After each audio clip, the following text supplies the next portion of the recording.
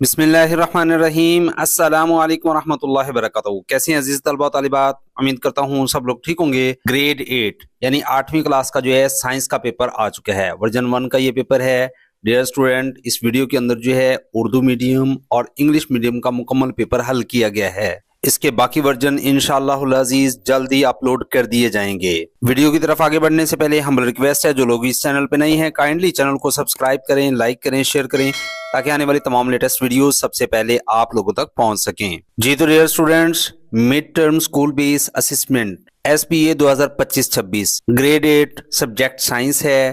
Dear student, आप लोगों का ये जो पेपर है इसमें आप लोगों को 10 अदद MCQs दिए जाएंगे, जिसके टोटल नंबर 15 होंगे, और बाकी जो आप लोगों का हिस्सा सब्जेक्टिव पे मुश्तमिल होगा, जिसके टोटल नंबर जो है 35 होंगे। तो subjective plus objective total number जो है 50 होंगे, और इस पेपर को हल करने के लिए जो वक्त दिया जाएगा वो टोटल 2 घंटे होंगे। बगैर टाइम वेस्ट किए बढ़ते हैं आज की वीडियो की तरफ। तो डियर स्टूडेंट, क्वेश्चन नंबर 1 है, which of the following processes is responsible for the production of oxygen in the atmosphere. तो इसका जो करेक्ट आंसर है वो ऑप्शन बी है, फोटोसिंथेसिस। क्वेश्चन नंबर 2 है, motor neurons carry nerve impulses from central nervous system to. तो dear student, इसका जो करेक्ट आंसर है वो ऑप्शन ए है, इफेक्टर्स। क्वेश्चन नंबर 3 है, in a model of DNA if cytosine C is placed on one side of the strand, which base should be on the other side of the strand। तो dear students, इसका जो correct answer है वो option C है, guanine. Question number 4 है, the bread making industry in Pakistan commonly uses dash in floor. तो इसका जो करेक्ट आंसर है वो ऑप्शन बी है, yeast। क्वेश्चन नंबर 5 है, identify the first element of the periodic table.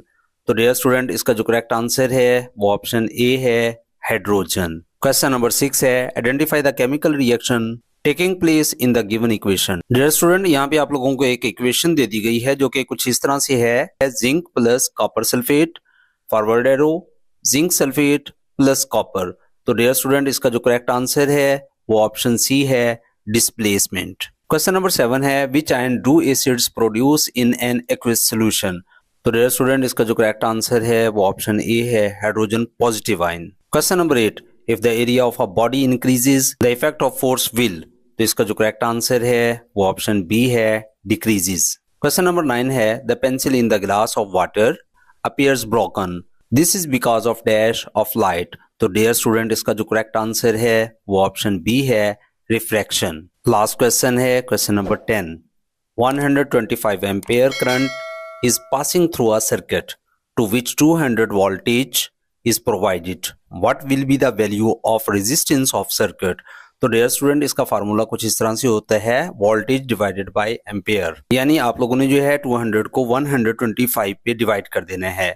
तो डियर स्टूडेंट, इसका जो करेक्ट आंसर है वो 1.6 ओहम आता है। इट्स मीन इसका जो करेक्ट आंसर है वो ऑप्शन ए है, 1.6 ओहम। जी तो इंग्लिश मीडियम के बाद अब बारी आ जाती है उर्दू मीडियम स्टूडेंट्स की। तो डियर स्टूडेंट, हिस्सा अव्वल है, मारूजी सवालात। इसमें जो क्वेश्चन नंबर 1 आप लोगों को दे दिया गया है, यहाँ पे आप लोग गौर से पढ़ सकते हैं, मंदरजा झैल में से कौन सा अमल एटमॉस्फेयर में ऑक्सीजन की पैदावार का जिम्मेदार है। तो डियर स्टूडेंट, इसका जो करेक्ट आंसर है वो ऑप्शन बी है, फोटोसिंथेसिस। क्वेश्चन नंबर 2 है, motor neurons central nervous system से नर्व इंपल्सेस को डैश तक ले जाती है। तो इसका जो करेक्ट आंसर है वो ऑप्शन ए है, इफेक्टर्स। क्वेश्चन नंबर 3 है, अगर DNA के एक मॉडल में साइटोसिन C स्ट्रैंड के एक तरफ हो तो स्ट्रैंड के दूसरी तरफ कौन सा बेस होना चाहिए। तो इसका जो करेक्ट आंसर है वो ऑप्शन सी है, गवानीन। क्वेश्चन नंबर 4 है, पाकिस्तान में डबल रोटी बनाने की सनत में आमतौर पर आटे में डैश इस्तेमाल होता है। तो इसका जो करेक्ट आंसर है वो ऑप्शन बी है, यीस्ट।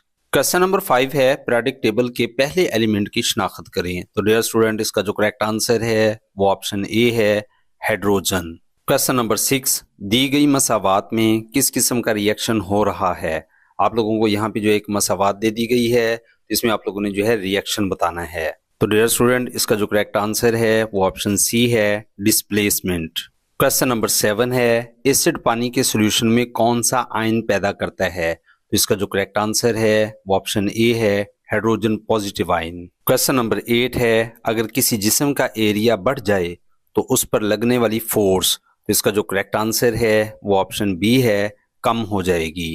क्वेश्चन नंबर 9 है, पानी के गिलास में पेंसिल टूटी हुई नजर आती है, इसकी वजह रोशनी की डैश है। तो डियर स्टूडेंट इसका जो करेक्ट आंसर है वो ऑप्शन बी है, रिफ्रैक्शन।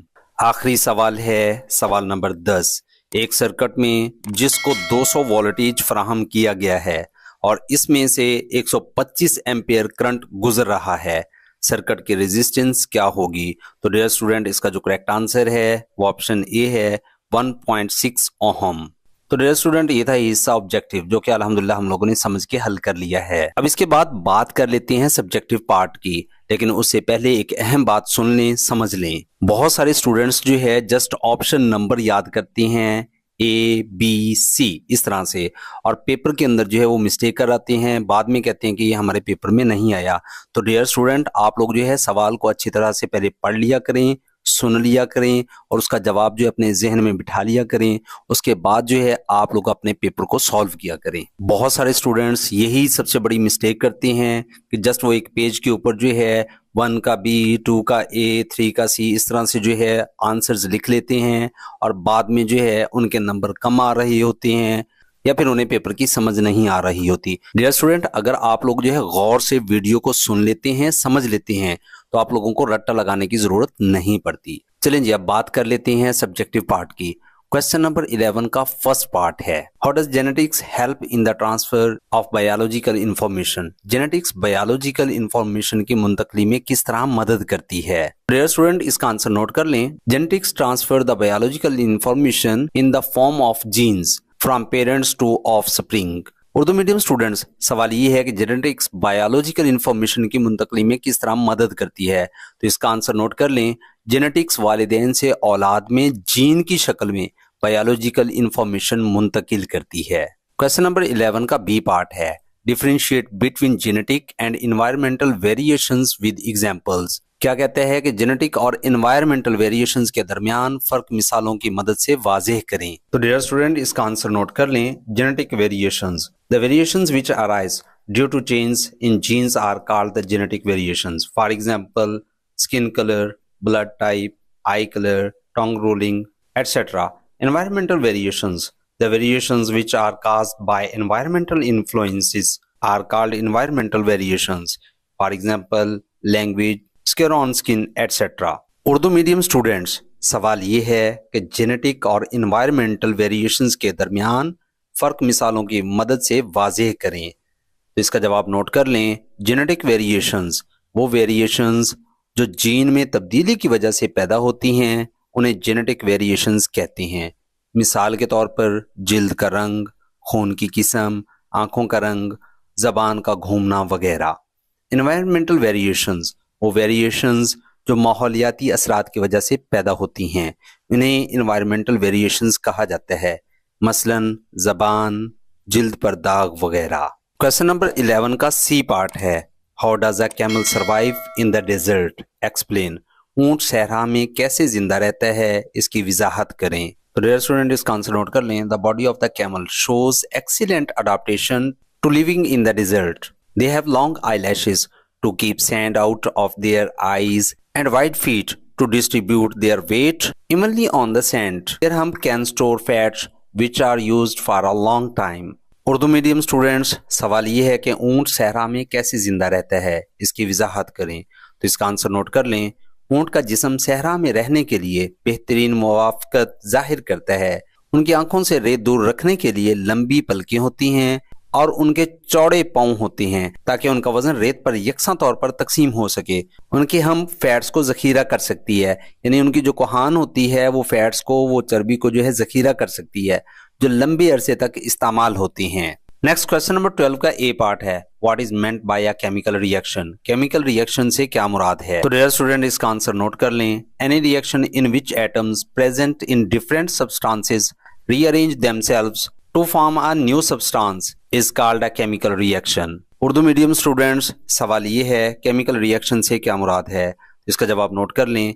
ऐसा रिएक्शन जिसमें मुख्तलिफ अशिया में मौजूद एटम्स खुद को दोबारा तरतीब देकर नई अशिया बनाती हैं, इसे केमिकल रिएक्शन कहते हैं। क्वेश्चन नंबर 12 का बी पार्ट है, when water is poured into a beaker containing calcium oxide why the beaker becomes hot? जब बीकर में कैल्शियम ऑक्साइड पर पानी डाला जाता है तो बीकर क्यों गर्म हो जाता है? तो डियर स्टूडेंट इसका आंसर नोट कर लें। The reaction of calcium oxide with water is an exothermic reaction in which heat is released. Due to this, the beaker becomes hot. Urdu medium student, सवाल ये है कि जब बीकर में कैल्शियम ऑक्साइड पर पानी डाला जाता है तो बीकर क्यों गर्म हो जाता है। तो इसका आंसर नोट कर लें। पानी के साथ कैल्शियम ऑक्साइड का रिएक्शन एक एक्सोथर्मिक रिएक्शन है जिसमें हरारत खारिज होती है, इसकी वजह से बीकर गर्म हो जाता है। क्वेश्चन नंबर 12 का लास्ट पार्ट है। क्वेश्चन ये कहते हैं कि identify and explain the following simple chemical reaction, right the equation of any one example. तो डियर स्टूडेंट, इसका आंसर नोट कर लें। The given reaction is showing a double displacement reaction in which two reactants are decomposed to form new substances by exchanging their radicals. Examples of double displacement reactions are given below. Dear student, यहाँ पे जो है मिसालें दे दी गई हैं। पहली example यहाँ पे हमारे पास मौजूद है barium chloride plus sodium sulphate, forward arrow barium sulphate plus sodium chloride. Second example है हमारे पास silver nitrate plus sodium chloride, forward arrow है सिल्वर क्लोराइड बन जाता है और सोडियम नाइट्रेट बन जाता है। उर्दू मीडियम स्टूडेंट्स, सवाल का जवाब नोट कर लें। दिया गया रिएक्शन एक डबल डिस्प्लेसमेंट रिएक्शन जाहिर कर रहा है जिसमें दो रिएक्टेंट्स अपने रेडिकल्स के तबादले से नए मादे बनाते हैं। डबल डिस्प्लेसमेंट रिएक्शन की मिसालें जो है मैं ऑलरेडी बता चुका हूं। क्वेश्चन नंबर 13 का फर्स्ट पार्ट है डिफाइन रिफ्लेक्शन, रिफ्लेक्शन की तारीफ करें। तो डियर स्टूडेंट, इसका आंसर नोट कर लें। Reflection occurs when the ray of light strikes a smooth and shiny surface and bounces off in a particular direction. Urdu medium students, सवाल ये है कि रिफ्लेक्शन की तारीफ करें। तो इसका आंसर नोट कर लें। जब रोशनी की शुआ एक हमवार और चमकदार सतह से टकराने के बाद वापस एक खास सिमत में मुड़ती है तो इस अमल को रिफ्लेक्शन कहते हैं। क्वेश्चन नंबर 13 का बी पार्ट है how the twinkling of stars show the phenomenon of refraction. सितारों का चमकना किस तरह रिफ्रैक्शन को जाहिर करता है। तो डियर स्टूडेंट, इसका आंसर नोट कर लें। The twinkling of stars takes place due to the refraction. The starlight rays pass from the stars to the earth. In between they have passed to through the vacuum and atmosphere. The atmosphere contains different layers of air having different densities and temperatures. Due to this, the starlight rays bend many times in random directions before the reach of the earth. Hence the stars look twinkling. Urdu medium students, सवाल ये है कि सितारों का चमकना किस तरह refraction को जाहिर करता है। तो इसका आंसर नोट कर लें। सितारों का चमकना रिफ्रैक्शन को जाहिर करता है। सितारों की रोशनी की किरणें सितारों से जमीन तक पहुंचती हैं। दरमियान में उन्हें खला और फिजा में से गुजरना पड़ता है। फिजा में हवा की मुख्तलिफ तहें होती हैं जिनकी डेंसिटी और टेम्परेचर मुख्तलिफ होता है। इसकी वजह से सितारों की शुआएं जमीन तक पहुंचने से पहले कई बार बेतरतीब सिमत में झुक जाती हैं, इसलिए सितारे चमकते हुए नजर आते हैं। लास्ट क्वेश्चन है what is the plane mirror, explain image formation by a plane mirror. Plane mirror से क्या मुराद है। प्लेन मिरर से इमेज बनने के अमल की वजाहत करें। तो डियर स्टूडेंट, इसका आंसर नोट कर लें। A plane mirror is a smooth flat reflecting surface made up of a sheet of glass with a shiny metallic coating on the back. Explanation: a plane mirror shows the image of the object that is placed in front of it. The appearance of an image in the mirror is called a reflection. The reflection happens when light incident ray coming from the object placed in front of the mirror hits the reflecting surface mirror and bounces off. Urdu medium students, सवाल ये है कि plane mirror से क्या मुराद है। Plane mirror से image बनने के अमल की वजाहत करें। तो डियर स्टूडेंट, इसका आंसर नोट कर लें। प्लेन मिरर शीशे की शीट से बनी एक हमवार और रिफ्लेक्टिंग सतह है जिस पर चमकदार धाती कोटिंग होती है। वजाहत: प्लेन मिरर इस ऑब्जेक्ट का इमेज दिखाता है जो उसके सामने रखा होता है।